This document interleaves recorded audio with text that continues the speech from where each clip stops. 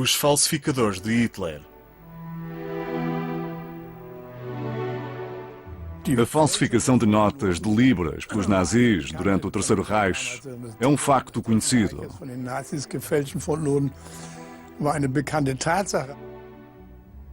Tínhamos notas de 5 libras, de 10 libras, de 20 libras e de 50 libras. O mais difícil era o papel. Estávamos de férias, mas estávamos mortos. Fomos falsificadores de dinheiro, sim. A verdade nunca será encontrada no lago Toplitz.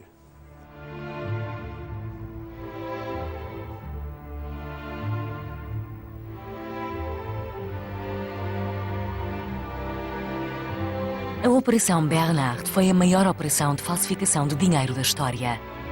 O objetivo era inundar o mercado de divisas com uma quantidade enorme de libras falsas. Prisioneiros judeus falsificavam notas inglesas no campo de concentração de Sachsenhausen. Agentes nazis espalhavam-nas por todo o mundo. Foram produzidas notas no valor de 134 milhões de libras, 4 vezes mais as reservas do Banco de Inglaterra. O plano era fazer colapsar o sistema financeiro britânico.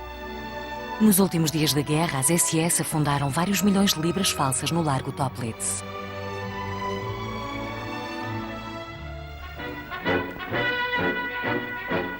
Das Geheimnis des Millionenschatzes gelüftet. Mit modernsten Suchgeräten ausgerüstet, schwimmt ein Floß auf dem Toplitzsee im Salzkammergut. Eine Spezial-Unterwasser-Fernsehkamera sucht jeden Millimeter des Seegrundes ab. In 80 Meter Tiefe, es ist die tiefste Stelle des romantischen Bergsees, findet man tatsächlich eine der 20 Geldkisten. 300 Millionen englische Pfund, das sind etwa 3 Milliarden deutsche Mark, sollen hier im Schlamm liegen. Aber die englischen 5-Pfund-Noten sind gefälscht. Das Hitler-Regime hat sie im KZ Sachsenhausen anfertigen lassen, um die kostspielige Spionage damit zu bezahlen und die englische Währung zu unterminieren. Als die Alliierten in Österreich einmarschierten, versenkten SS-Leute den falschen Schatz bei Nacht und Nebel hier im Toplitzsee. Precisei de um ano e meio, para encontrar as pessoas certas que me explicassem o que acontecera naquele tempo.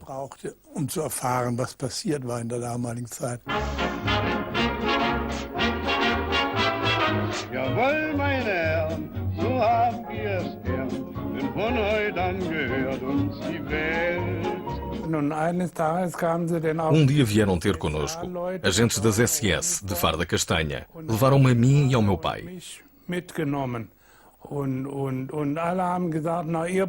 Toda a gente disse, os nossos vizinhos, não tenham medo, vocês são trabalhadores pobres, tal como nós, não vos vai acontecer nada.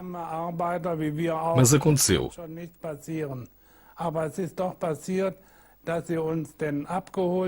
Foram buscar-nos e colocaram-nos num vagão de carga. O destino era o campo de concentração de Buchenwald.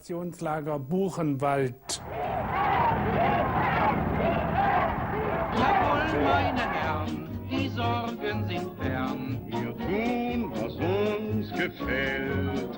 Und wer uns stört, ist er's noch begreift. Tiso, o padre católico que assumiu o poder na Eslováquia, fez um acordo com Hitler em que implementava todas as leis da Alemanha nazi, desde que mantivesse a sua independência. Foi o princípio do fim, como se costuma dizer.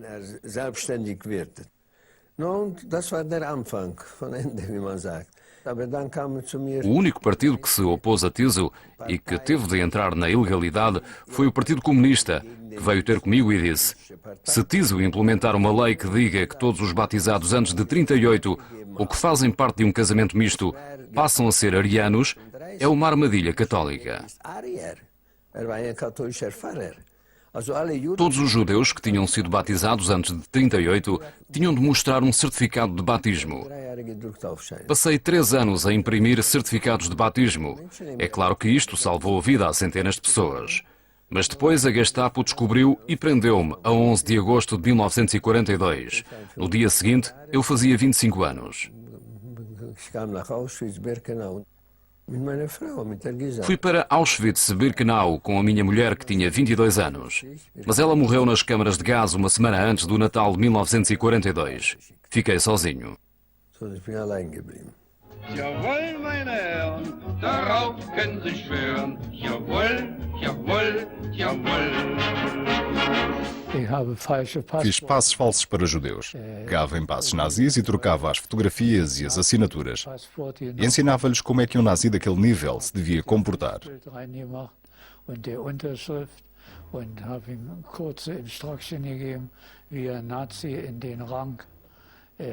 Como é que me prenderam?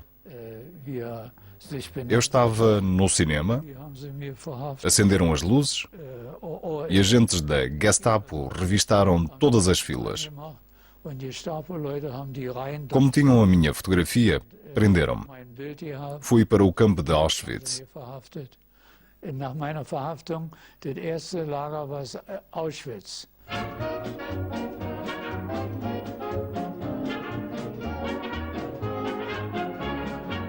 Und wer uns stört, ist er's noch begreift. Längst von uns schon eingeseift. Jawohl, meine Herren, darauf können Sie schwören. Jawohl, jawohl, jawohl. Reinhard Heydrich, chefe da Gestapo, era fascinado pelo fenómeno das falsificações e das suas ramificações. Foi ele que incentivou o chefe das SS, Heinrich Himmler, a falsificar grandes quantidades de libras esterlinas para enfraquecer a moeda inglesa. Originalmente a operação chamava-se Operação Andreas, uma alusão à cruz de Santo André na bandeira inglesa. A primeira fábrica de contrafação da Operação Andreas era em Delbrückstrasse, em Berlim, e era dirigida por um alto oficial das SS, Alfred Naujoks, ajudante de Heydrich e o seu moço de recados. Naujoks consegue arranjar todo o material necessário para Delbrückstrasse. No entanto, não tinha qualificações para dirigir a operação. Faltavam-lhe conhecimentos técnicos para supervisionar os complexos processos de produção necessários para fabricar falsificações credíveis.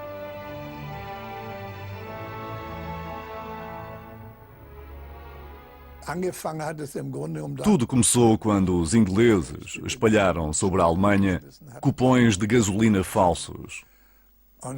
Os cupões de gasolina e de bens alimentares já existiam na Alemanha. E os alemães, as SS e o partido, ficaram furiosos com os ingleses.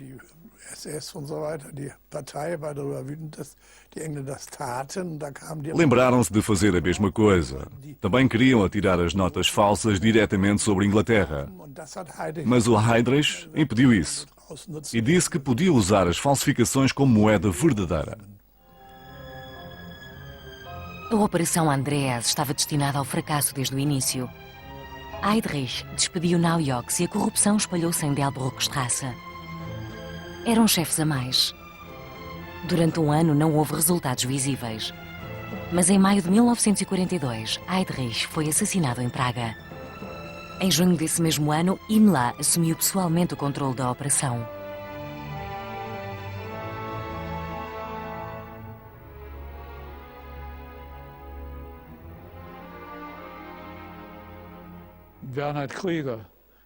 O Bernhard Krüger passeou pelo campo de concentração com o diretor e perguntou-lhe: "Não podemos usar aqueles?" Ouviu dizer que eu tinha falsificado documentos. O Krüger queria pessoas como eu. Foi assim que saí de Auschwitz para ir para Sachsenhausen. So kam ich raus aus Auschwitz, kam ich nach Sachsenhausen.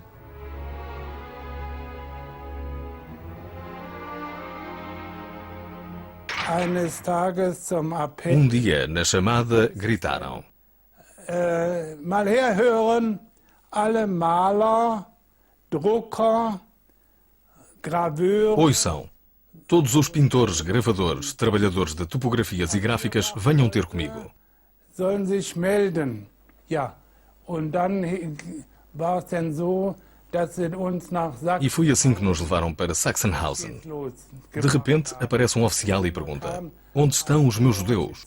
Onde estão os meus judeus? Wo sind denn seine Juden? Wo sind denn meine Juden?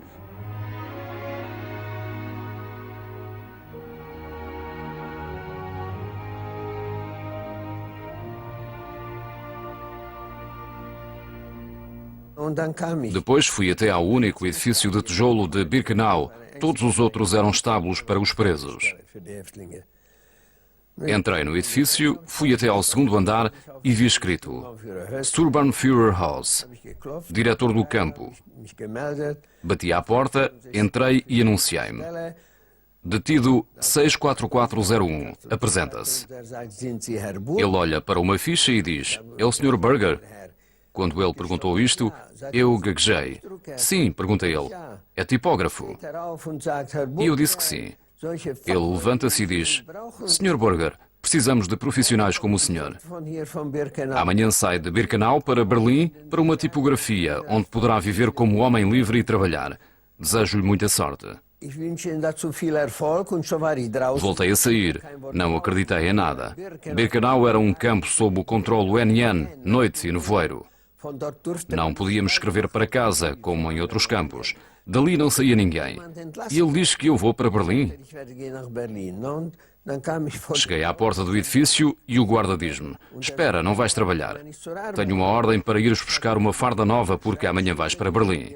E eu disse, é um milagre. Foi assim que fui para Sachsenhausen. Não para Berlim, mas para Sachsenhausen. Tudo mentira. Eles só diziam mentiras.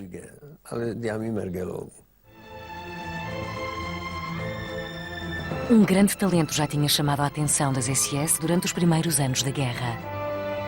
Na França ocupada, Bernhard Krüger arranjava passaportes inimigos e outros documentos pessoais, e depois falsificava-os para os espiões e agentes do Terceiro Reich. Em junho de 1942, assumiu o comando da Operação Andreas. Bernhard Krüger convence Himmler de que o sigilo e a perfeição eram os pré-requisitos mais importantes para o sucesso da operação. Himmler ordena a montagem da fábrica no campo de concentração de Sachsenhausen e apressa o começo da operação. Ao mesmo tempo, a operação muda de nome para a Operação Bernhard, o seu novo chefe. Krüger começa por formar uma equipa de especialistas. Nos muitos campos de concentração do Terceiro Reich, recrutou pessoalmente impressores, tipógrafos, gravadores, especialistas em papel, fotógrafos, editores e outros especialistas judeus que podiam ser úteis à operação. Quando o conheciam, os presos reparavam logo numa importante diferença. Krüger tratava-os com educação, o que não era nada comum nos campos de concentração. Krüger perguntava qual é a sua profissão, onde trabalhava, quer juntar-se aos outros? E os prisioneiros sentiam que era uma oportunidade. Alguns dos falsificadores já estavam nas listas para as câmaras de gás e alguns até já estavam a caminho delas, quando Krüger os recrutou. Em pouco tempo selecionaram 144 prisioneiros para a produção de notas falsas e enviaram-nos para Sachsenhausen. Eram casernas militares como as outras. Primeiro era a caserna número 18 e depois a 19. A caserna era fechada em cima com arame farpado. Tinha uma cerca de madeira toda à volta. E os vidros das janelas eram leitosos. Ninguém, nem sequer do comando de Sachsenhausen, sabia que estávamos ali. Even der Kommando von Sachsenhausen hat nicht gewusst, was wir da drin machen. À noite eu dizia sempre para mim próprio, estás de férias em comparação com os outros prisioneiros do campo de concentração, mas estás igualmente morto. Desde o início era claro que estávamos mortos. Mas tínhamos tudo lá. Camas com lençóis imaculadamente brancos, bastante comida. O dia todo ouvia-se música. Estávamos de férias, mas estávamos mortos.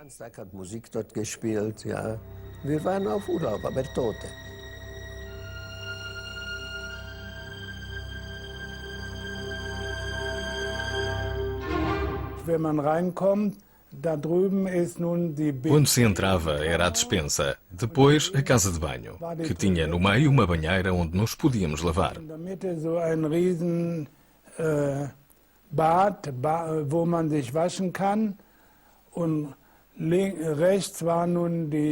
À direita a sala de convívio e ao lado o quarto onde dormíamos. À esquerda de quem entrava era a sala de trabalho.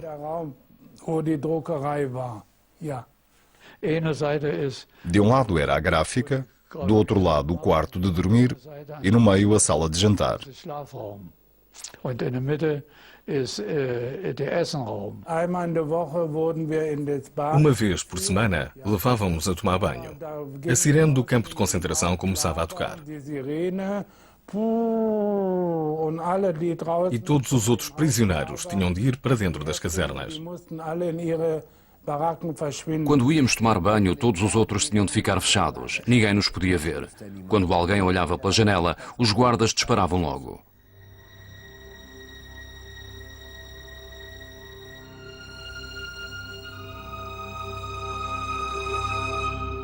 Und dann durften wir De 15 em 15 dias, podíamos organizar um espetáculo. einen Abend O palco era o palco mais caro do mundo. Und die Bühne, Eram as caixas onde armazenávamos as notas falsas. das war nun auf diesen Kisten, wo dieses Falschgeld gelagert da drauf, das war unsere Bühne, ja. O Plapla cantava inacreditavelmente bem. Sempre que havia festa, 6 em 6 semanas, ele cantava. Parece que o estou a ouvir a cantar. Ainda hoje canta na comunidade judaica. Vor meinen Augen, wer dort steht und wie singt. Bis heute singt noch in der jüdischen Gemeinde. Sonntagnachmittag und Sonntag hatten wir Ao sábado à tarde e ao domingo não trabalhávamos. wollten. Wir haben gesessen, Podíamos fazer o que quiséssemos. von zu Ficávamos sentados a falar sobre as nossas casas. Um lia, outros jogavam xadrez. Jogávamos ping-pong. Não trabalhávamos. Wenn ich Ihnen sage, dass ich Digo-lhe que joguei ping-pong com o diretor Werner.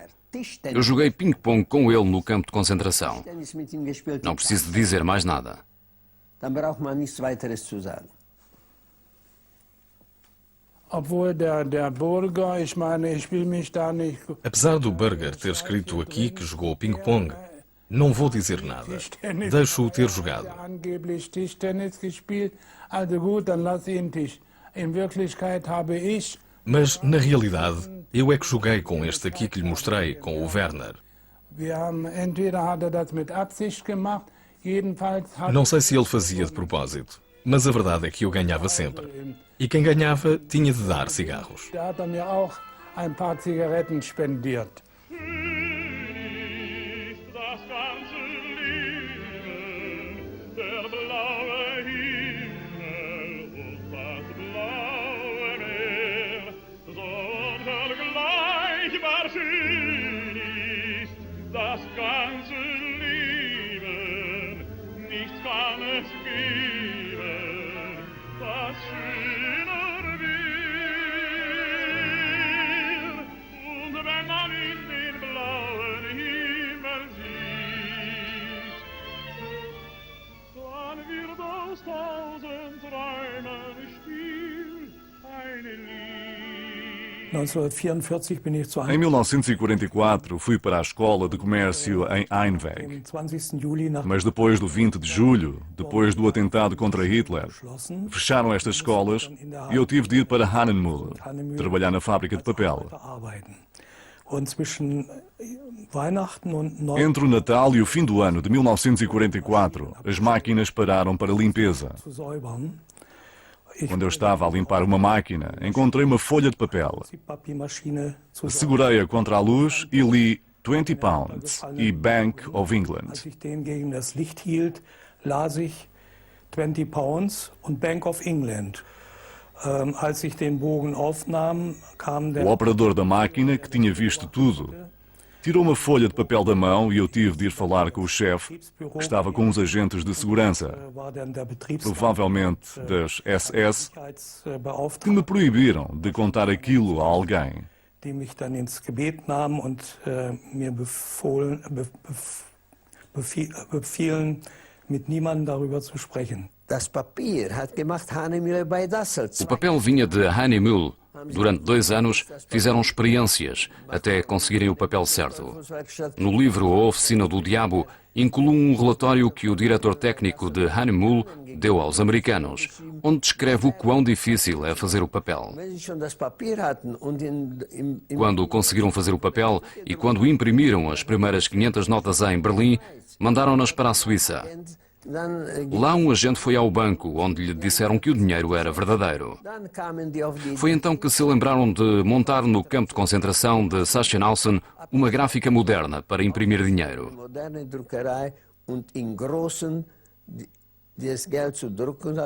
132 milhões não é pouco.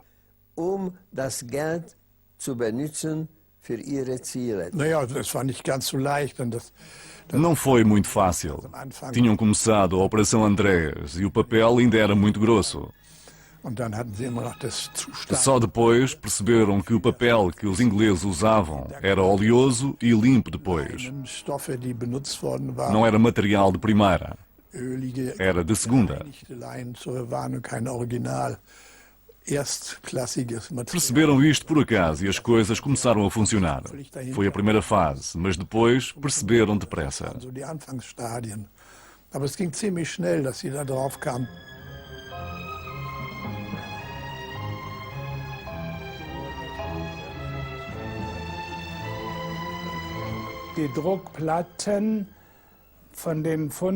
As chapas de impressão vinham de Berlim.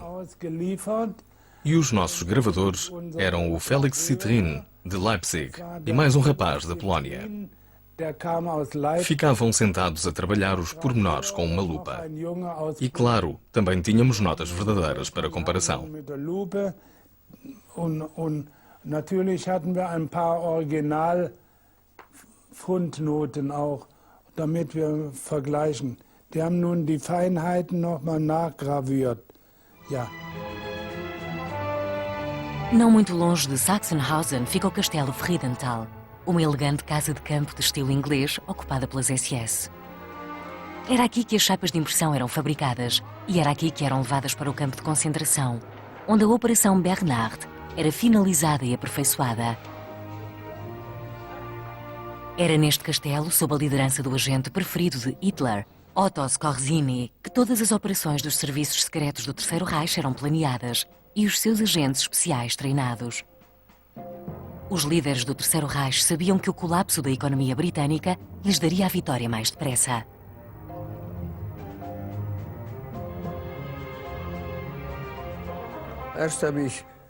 Primeiro, durante 3 semanas, imprimi dinheiro jugoslavo de Tito. Tito tinha libertado um pedaço de terra do tamanho da Suíça. Tinha governo próprio e moeda própria. Depois de 3 semanas, passei para a produção de notas de libras esterlinas.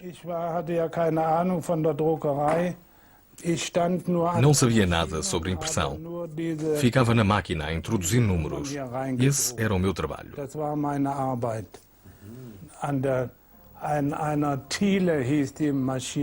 Era uma Tille. A máquina chamava-se Tille. Eram apenas 4 números, sempre a andar. Eu tinha de verificar se os números avançavam. Se saísse 2 vezes o mesmo número, era uma falha.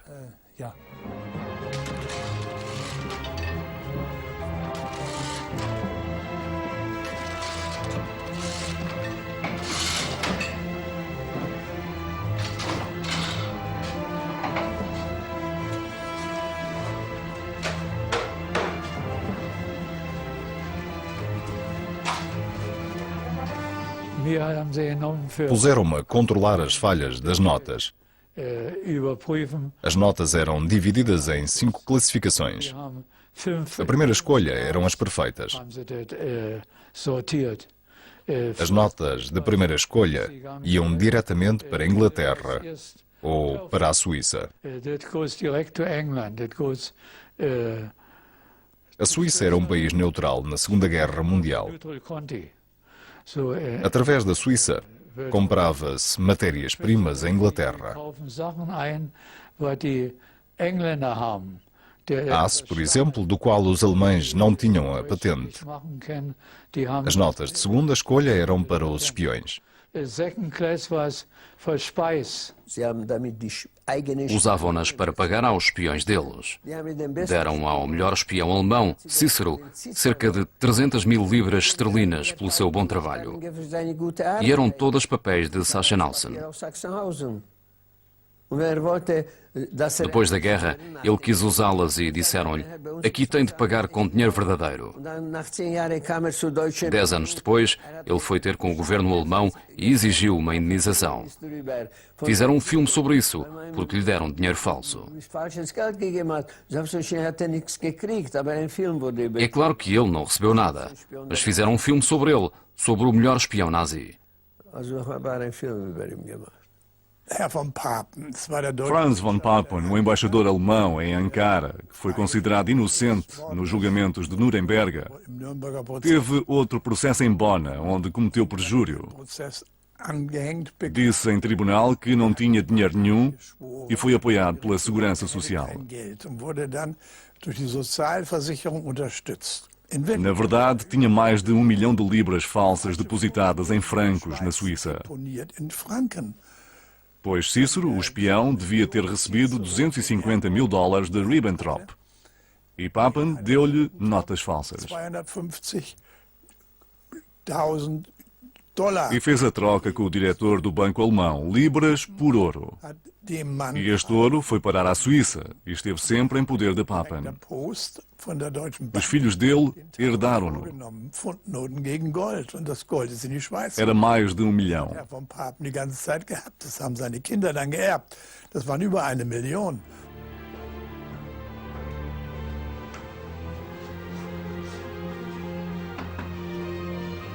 Notas de terceira escolha iam para financiar operações de sabotagem durante a campanha de África de Rommel. Notas de quarta escolha eram para ser atiradas sobre a Inglaterra e as de quinta escolha eram rejeitadas.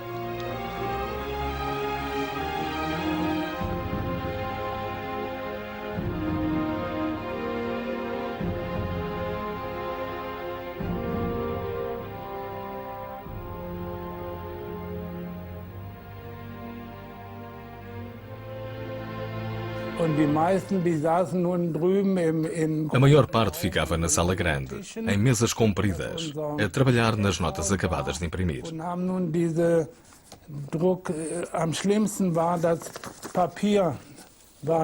O pior era o papel. Era muito difícil tratar o papel. Tinham de tornar as notas velhas e sujas, para que não se visse que eram novas. Percebemos que os ingleses não deviam ter carteiras e que juntavam as notas com um alfinete. Por isso, nós fazíamos uns furinhos.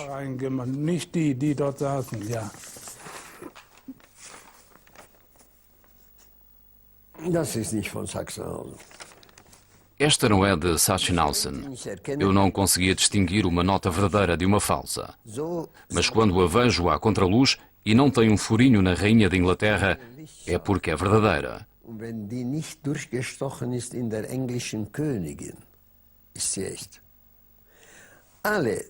Todas as notas de libra eram furadas aqui na Rainha. Os presos mais novos tinham de as furar, porque os ingleses as juntavam num alfinete por as notas serem tão grandes. Quando não vejo nenhum furinho, é porque não é nossa. É verdadeira. Und wenn ich so schaue und ich sehe nicht den Stich in der Britannien, also das ist nicht von uns. Das ist echt.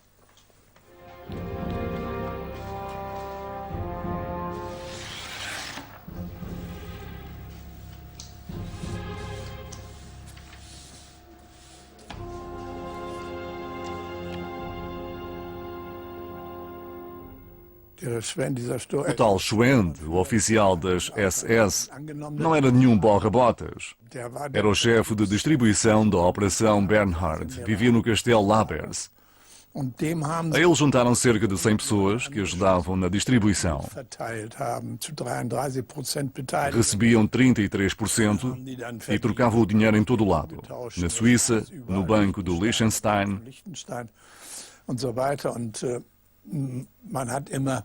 Pensava-se que seria muito difícil localizar as notas falsas. Era um mito, porque eram facilmente detectadas. Mas nunca ninguém disse nada. Ele levava-as e vendia-as. Mas se pegar numa nota, encontra uma marca que lhe permite reconhecer as notas falsas.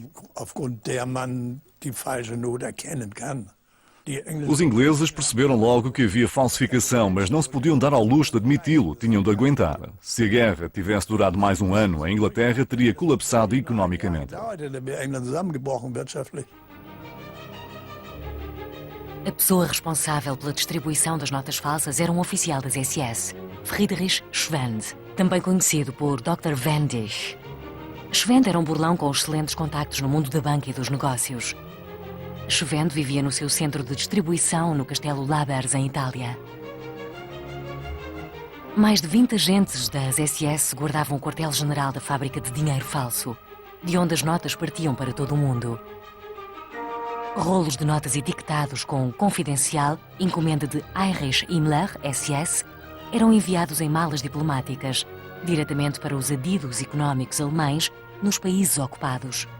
Consequentemente, o Sturmbannführer Josef Spassel deu todo o apoio a esta operação.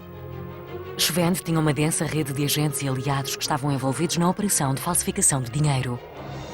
Operava no Terceiro Reich como um homem de negócios bem-sucedido e usava as notas falsas para comprar divisas estrangeiras verdadeiras, ouro, armas, matérias-primas e bens alimentares. A partir de 1944, a distribuição era feita através de Spassel. Os caminhões com as caixas de notas falsas saíam de Berlim para Arcachon, no Golfo da Biscaia. A 7ª Esquadrilha de Submarinos estava em Saint-Nazaire e havia uma base naval em Arcachon, onde os navios eram carregados com as notas falsas que levavam para a América do Sul. Die sind beladen worden mit Pfundnoten und sind dann rübergesegelt nach Südamerika. Schwend inundou o mundo com notas falsas. Com a ajuda dos seus agentes, distribuiu dinheiro falso pela Europa, América do Sul, África e Ásia.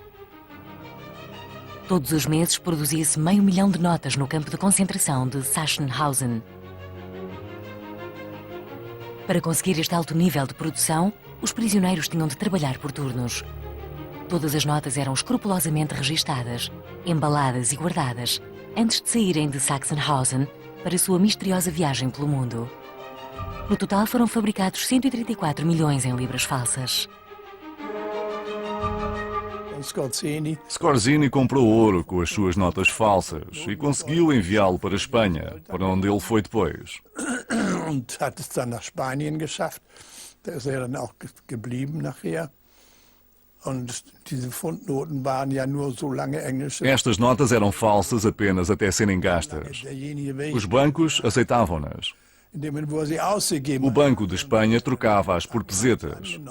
Mais tarde, pouco tempo antes do fim da guerra, a polícia espanhola acabou por pedir aos serviços secretos alemães que não enviassem mais notas falsas para a Espanha. A polícia espanhola sabia muito bem que era dinheiro falso e acabou por dizer: agora já chega.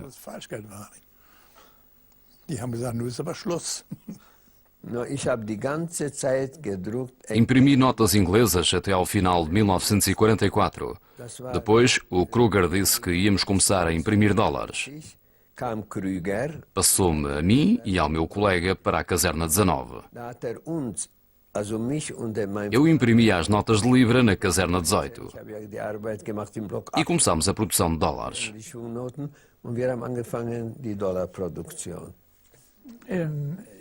Em julho ou agosto de 1944, começámos com os dólares.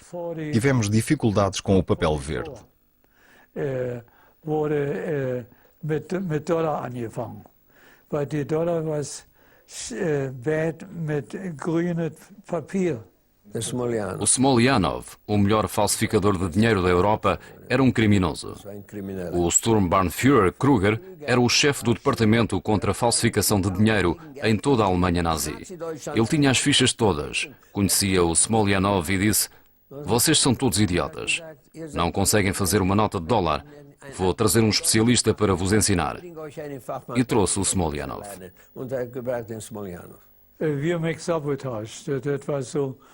Nós sabotamos. Fizemos-nos de parvos. Das amerikanische Geld. So, wir haben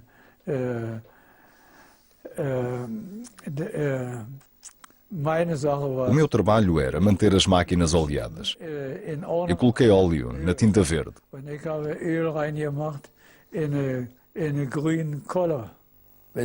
Quando o Smoljanov chegou, já estávamos a fazer notas de libras. Não precisávamos dele para as libras. Mas foi ele que fez o negativo para o dólar. Ele fazia bons negativos, mas o Jacobson fez uma gelatina má. Ou seja, o presidente estava bem impresso, mas à direita, as riscas fininhas estavam todas coladas.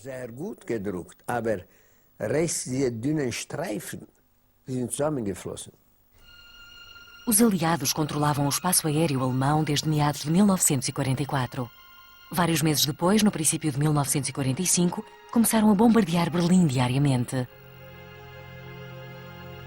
Os detidos na fábrica de falsificação do campo de concentração de Sachsenhausen perceberam que Hitler já tinha perdido a guerra e que a derradeira vitória era uma fantasia megalómana. A 13 de março chegou a ordem de Berlim. Parem de trabalhar.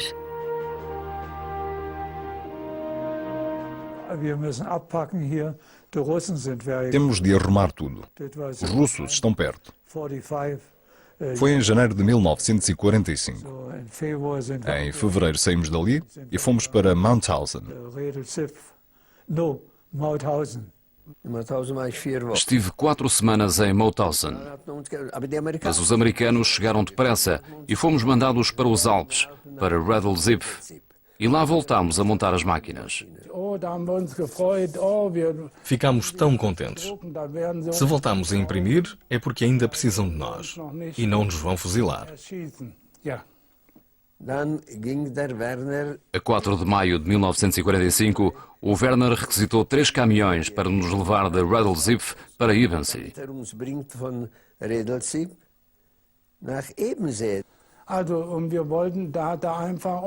Foi uma grande confusão. O militar andava às voltas com os caminhões. Parou alguns carros e nós entramos nos caminhões. E ele foi num carro ligeiro. Foi assim a nossa viagem.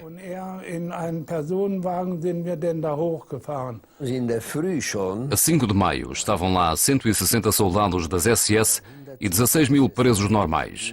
Nós não devíamos estar ali.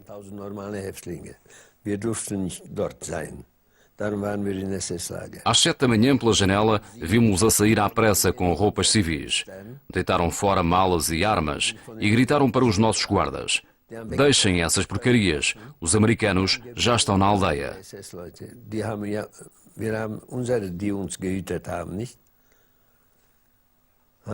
Lasst doch den Klumper, die Amerikaner sind schon im Dorf. Na manhã seguinte, fomos à chamada e o comandante do campo de concentração fez um discurso. A porta abre-se e o oficial Posch, está a ver? Ainda sei os nomes dos oficiais das SS. Entra e grita: todos para a rua. Eram 10 da manhã de 5 de maio. Ninguém queria mexer-se, porque lá fora estavam 4 soldados com metralhadoras. E ele volta a gritar: dou-vos um tiro, rua. Ele estava nervoso. Saímos todos e ninguém nos fez nada. Ordenou que nos colocássemos em 5 filas e contou-nos como se nada fosse. Depois colocou-se à nossa frente com 2 soldados das SS à esquerda e à direita e marchámos todos pela floresta dentro. Pensámos que nos iam matar no meio da floresta, mas não nos fizeram nada.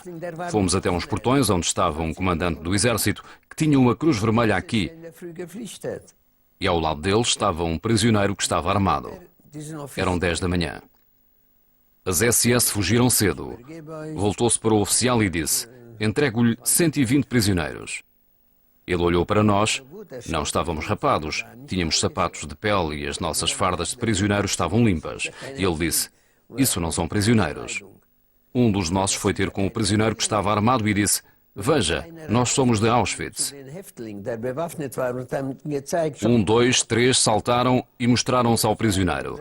Deixem-nos entrar, somos uma unidade especial. Ele disse, deixem-nos entrar e abriu o portão. Às 10 da manhã do dia 5 de maio, nós fomos libertados, entrando num campo de concentração. Und so, wir sind befreit worden um 10 Uhr Vormittag, am 5. Mai, indem wir in ein Konzentrationslager hineingelaufen sind. Und es dauerte nicht lange, gegen Mittag hört man schon. Não demorou muito. Por volta do meio-dia, começamos a ouvir o som dos carros de combate. Os americanos tinham mesmo vindo. Fahrzeuge kamen nun tatsächlich die Amerikaner an.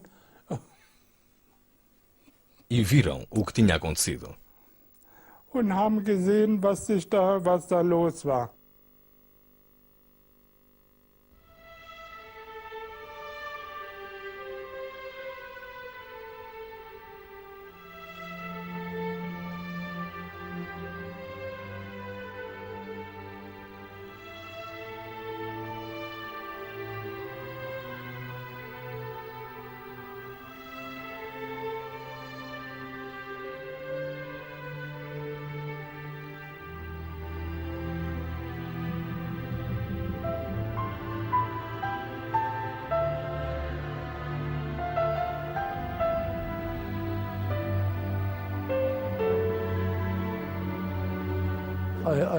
Quando nos descobriram, informaram Inglaterra. Tínhamos de ficar no campo. Depois chegaram os ingleses e interrogaram-nos, um a um. Alguém aqui fala inglês? Disseram. Procuramos por todo o mundo e não encontramos ninguém a produzir dinheiro falso. E encontramos-los aqui num campo de concentração. É inacreditável, disseram eles. Começaram a interrogar-nos. Durante 5 dias não fizemos nada, só os interrogatórios. Como tínhamos feito, o que tínhamos feito. Prestámos declarações sobre tudo. Depois eles voltaram para Londres, trancaram tudo num cofre e nunca mais ninguém soube de nada.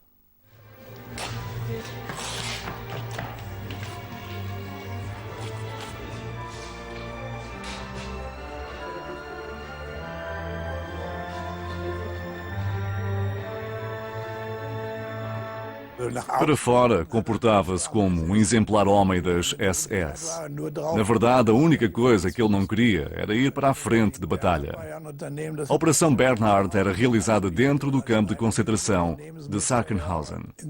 Como líder da operação, ele tinha de ficar em Sachsenhausen. Ele não vivia lá, tinha o seu próprio apartamento. Chegava todas as manhãs, pontualmente às 8, conduzia o seu próprio carro e orientava os prisioneiros. Mas o mais importante era não ir para a frente de batalha. Isto era válido para todas as pessoas das SS que ficavam em casa a comandar isto ou aquilo. Eles tinham medo de ir para a frente. O Bernhard Kruger era um engenheiro de profissão. Conosco era simpático, mas não sabemos o que é que ele fazia fora dali. Conosco era bom e simpático. Nunca foi detido nem nada disso. Depois da guerra, permaneceu em contacto com nazis importantes. Escrevi para algumas moradas, às vezes com o meu próprio nome, e recebi notícias.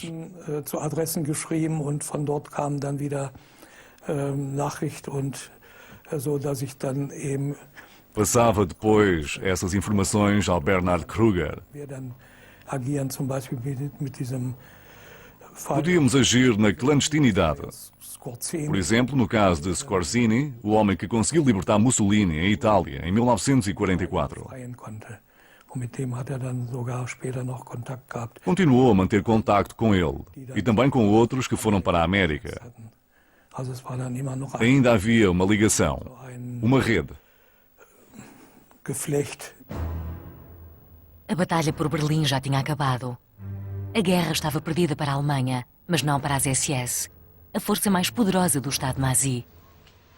Já antes do fim da guerra, ouro e divisas estrangeiras foram levados para diferentes países do mundo. Estabeleceram-se empresas lá fora. Tinham sido criados fundos de emergência para assegurar a sobrevivência após o fim do Reich dos 1000 anos. Estes fundos foram a principal fonte de financiamento da lendária Operação Odessa. a organização de fuga e reintegração de antigos membros das SS.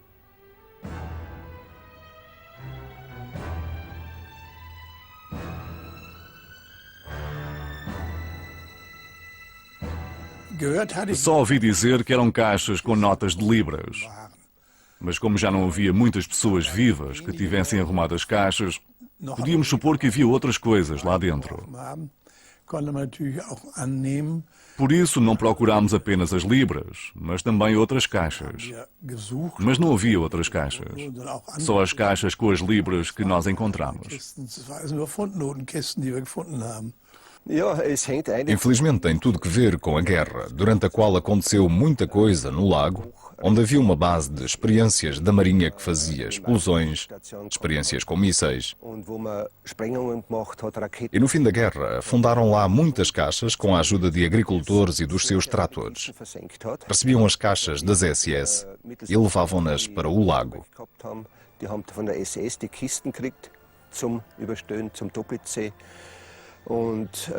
Eram caixas relativamente pesadas e também algumas mais leves. É claro que ninguém sabia o que estava dentro das caixas. Aconteceu muita coisa naquela zona. Apareceram muitos tesouros, muito ouro e pedras preciosas. E as pessoas relacionaram isso com as caixas afundadas no lago Toplitz.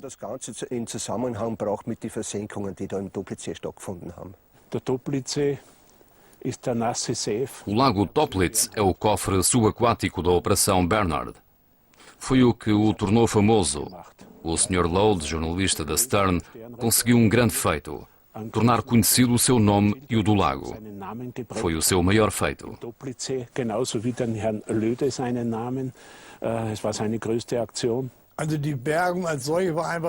O trabalho de busca foi relativamente fácil. Havia uma empresa em Kiel que fazia câmaras de filmar subaquáticas.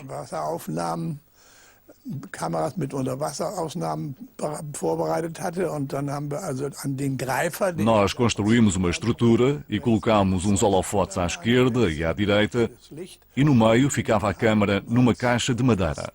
Die Kamera eingebaut und die Schnur von der Kamera mit den Lichtleitungen an den Os cabos dos holofotes e da câmara estavam bem seguros. Eram 6 ou 7 cabos, mais a câmara e os holofotes.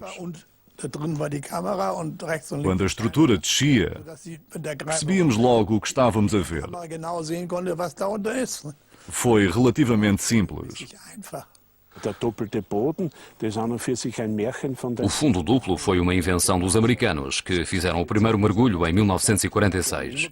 Sempre souberam que estava ali qualquer coisa, que era interessante e que queriam recuperar.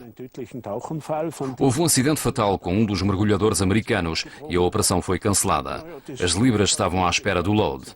Provavelmente, os americanos teriam gostado de as recuperar, mas não conseguiram. Os americanos é que disseram que havia um fundo duplo, que se tinha criado um banco de troncos de árvores a meia profundidade. Até custou a vida a um mergulhador americano que ficou lá preso.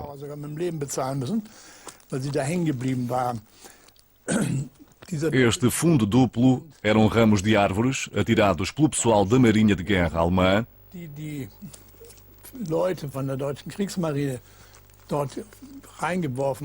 que também atou arame à volta das caixas. Die waren 70 Meter lang und haben am Ende der Drähte 70 metros de arame com ramos de árvores nas pontas. ungefähr Holz. Ramos com cerca de 2, 3 metros de comprimento e 30, 40 centímetros de grossura.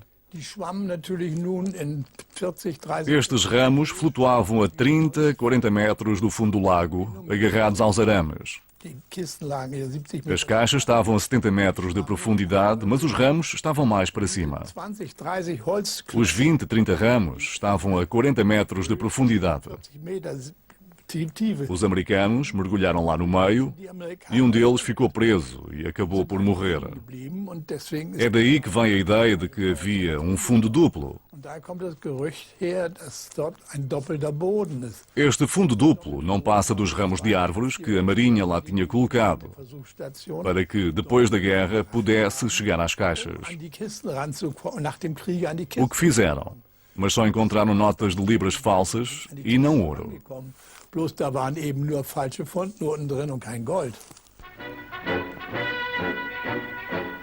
Das Geheimnis des Millionenschatzes gelüftet.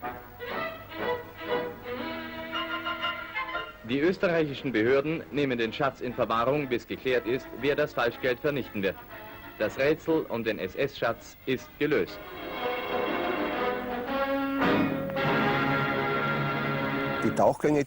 Quando eu era criança, vi os mergulhos que lá se fizeram.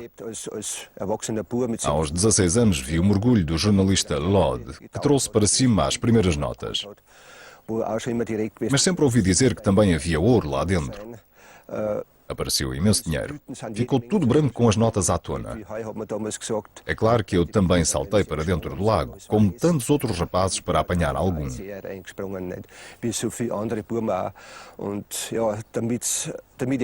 Enfiei as notas nos calções de banho e fui-me embora. Mas não correu bem. Um polícia viu e tirou-me o dinheiro todo.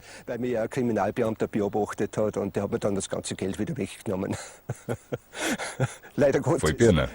Aquilo valia dinheiro. Naquela altura uma libra eram 76 shillings. 50 libras já era uma boa quantia. Também como artigo de coleção, é claro. Tive nas mãos quase 1200 shillings. E em Hong Kong e em outras colónias britânicas, as libras ainda eram válidas. Diz-se que houve quem tivesse feito algum dinheiro assim.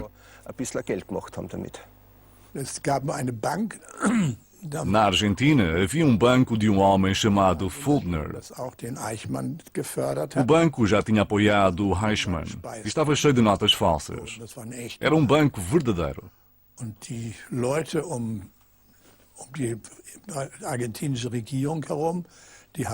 Os membros do governo argentino enriqueceram com isto, eram subornados com notas falsas. Mas isso fora nos anos 50. Em 52, 53, 54, foi parando.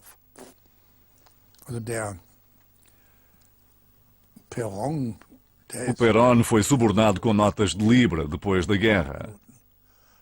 A mulher dele tinha uma conta bancária na Suíça cheia de libras. Entretanto, já não eram notas falsas, pois tinham sido trocadas, através do Banco Argentino, por notas verdadeiras. Echte englische Fundnoten waren, nur echte Noten gewechselt waren. Nicht?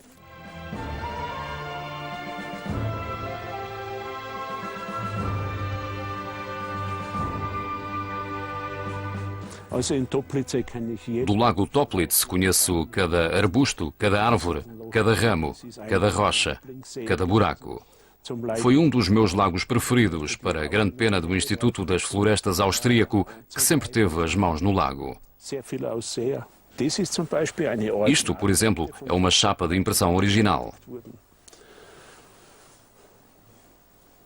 Há uma igual no lago Toplitz, numa cabana de pescador. Desta fizeram-se outras placas que eram usadas na impressão das notas. Calculo que ainda haja 2 dúzias de sítios na Áustria onde há ouro enterrado.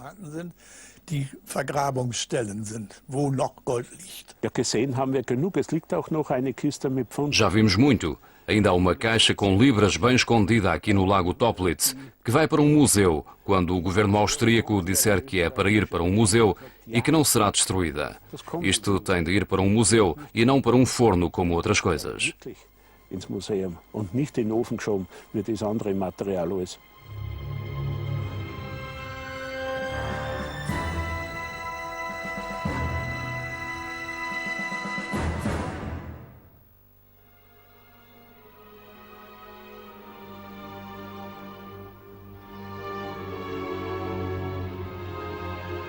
Vivíamos um dia de cada vez. Dia 5 de maio, às 10 da manhã, fomos libertados, entrando num campo de concentração. Estamos vivos, porque trabalhamos na contrafação. Tradução e locução: dialetos.